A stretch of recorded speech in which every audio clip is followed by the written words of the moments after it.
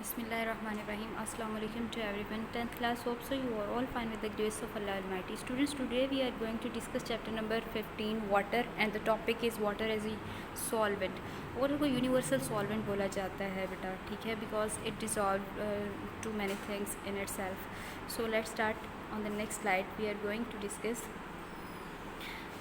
Water is the only substance in nature found in abundance in solid, liquid and gas. बेटा water एक वाहिद ऐसा substance है जो कि सॉलिड, लिक्विड और गैस 3 फिजिकल स्टेट्स में जो है वो पाया जाता है, ठीक है.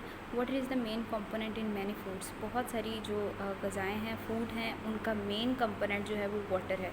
Water is a nutrient. Water जो है वो एज अ न्यूट्रिएंट जो है वो वर्क करता है, ठीक है. इसके अलावा वाटर जो है वो जिन न्यूट्रिएंट्स में काम करता है, जैसे फॉर एग्ज़ाम्पल कौन कौन से न्यूट्रिएंट्स हो सकते हैं, जैसे प्रोटीन्स, कार्बोहाइड्रेट्स, विटामिन्स, मिनरल्स, जितने बायोमॉलिक्यूल्स हैं, ठीक है. पानी एक ऐसा न्यूट्रिएंट है जो कि जो इंसानी जिस्म है या ऑर्गेनिज़म का जो बॉडी है उनमें न्यूट्रिएंट के तौर पे एक्ट करता है, ठीक है. बहुत सारे प्रोसेसेस में ये साइड डिलीवर करता है, ठीक है.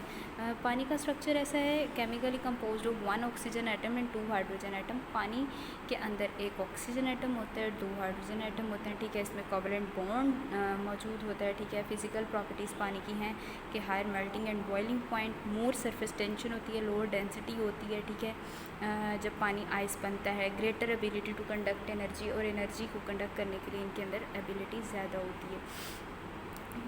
कोवलेंट बॉन्ड की टाइप जो है वो नॉन पोलर कोवलेंट बॉन्ड जो हैं electrically neutral because the electrons are shared, क्योंकि इलेक्ट्रॉन्स जो हैं हमें शेयर किए जाते हैं. पोलर कोवलेंट बॉन्ड है, ठीक है. Sharing of electrons with in the molecules, ठीक है. आपके सामने वाटर का मॉलिक्यूल उन्होंने बनाया, 2 हाइड्रोजन एटम है, ठीक है बेटा, और एक जो है वो ऑक्सीजन एटम है. वाटर मॉलिक्यूल शो किया हुआ है. इनके अंदर जब केमिकल रिएक्शन होता है, ठीक है, तो जो है वो क्या होता है, ये हाइड्रोजन एटम्स जो हैं वो आके ऑक्सीजन एटम के साथ इलेक्ट्रॉन्स जो हैं वो शेयर करते हैं मॉलिक्यूल के अंदर, और ऑक्सीजन वाटर मॉलिक्यूल की जो है वो कंपोजिशन कराते हैं.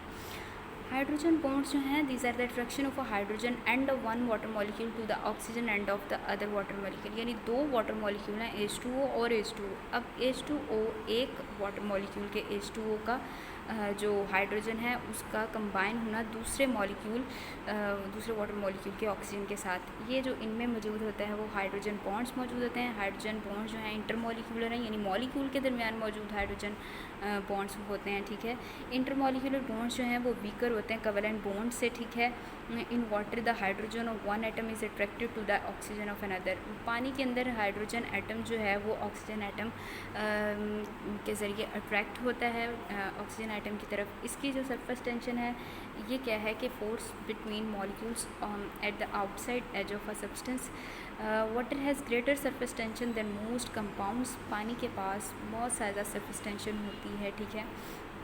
सरफेस टेंशन क्या है, आपने पहले पढ़ा है कि ये वो फोर्स है जो मॉलिक्यूल्स के दरमियान मौजूद होती है, कहाँ पर, किसी भी सब्सटेंस के एज पे, ठीक है.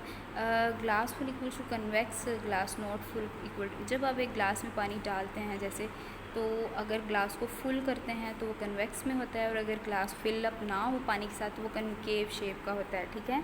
Water is both cohesive and adhesive, यानी पानी खुद से भी, पानी के मॉलिक्यूल्स खुद से भी क्लिंग अप होते हैं, और एडहेसिव यानी पानी के मॉलिक्यूल्स जो हैं वो किसी वॉल के साथ भी अटैच होते हैं. Adhesion is stronger than cohesion. Adhesion stronger होती है वाटर मॉलिक्यूल्स में देन कोहेजन. अच्छा, प्रेशर, टेम्परेचर और फेज़ जो है वो इसकी चेंज होती रहती हैं. Force of the weight of water gases in the air pressing down on a surface. जो प्रेशर है वो ये है कि किसी भी गैस का जो वेट है, कि जो फोर्स है हवा में, वो इसकी सरफेस को जो है वो प्रेस करती है. एटमॉस्फेरिक प्रेशर जो है वो चेंज होता है, इसी तरह बॉइलिंग वाटर जो है पानी का वो भी चेंज होता है.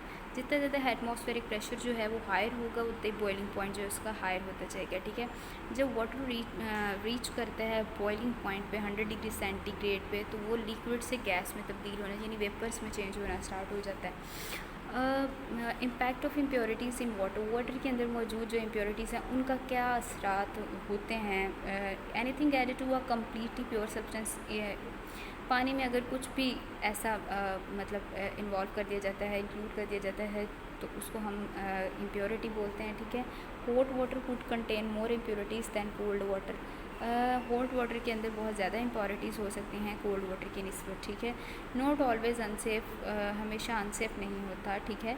सॉल्ट इसमें जो है वो मौजूद हो सकता है। Can change physical and chemical properties, इनकी जो वाटर की फ़िज़िकल और केमिकल प्रॉपर्टीज़ हैं वो चेंज हो सकती हैं, जैसे फ्लेवर हो गया, बॉइलिंग पॉइंट, फ्रीजिंग पॉइंट और हाइड्रोजन बॉन्डिंग चेंज हो सकती है।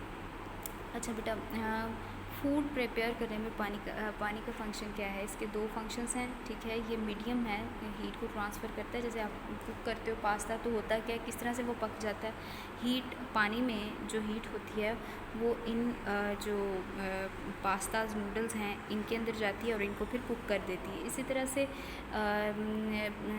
बेक्ड जितनी भी आइटम्स हैं उनके अंदर जो है ये फूड प्रिपेयर करने की वाटर जो है वो कैपेबिलिटी रखता है, ठीक है।